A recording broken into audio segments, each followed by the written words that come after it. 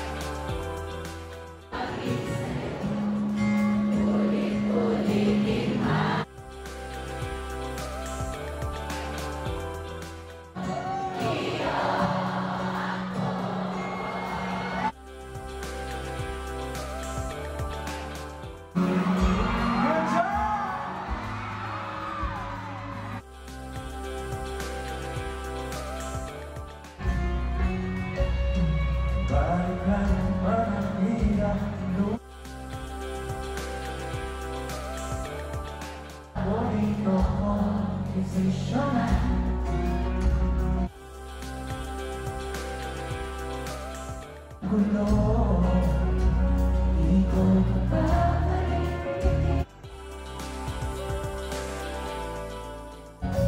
Eto na tayo.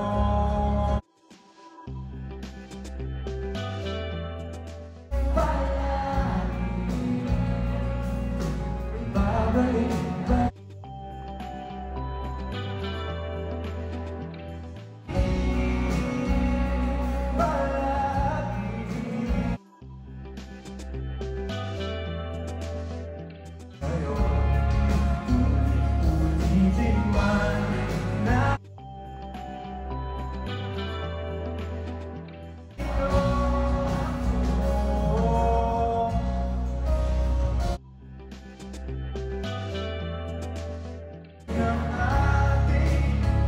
Lahat dito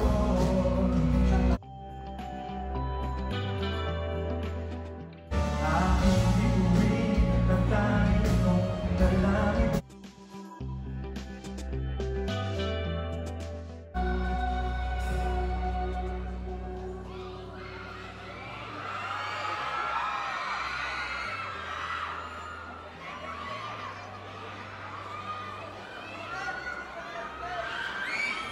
Sa huli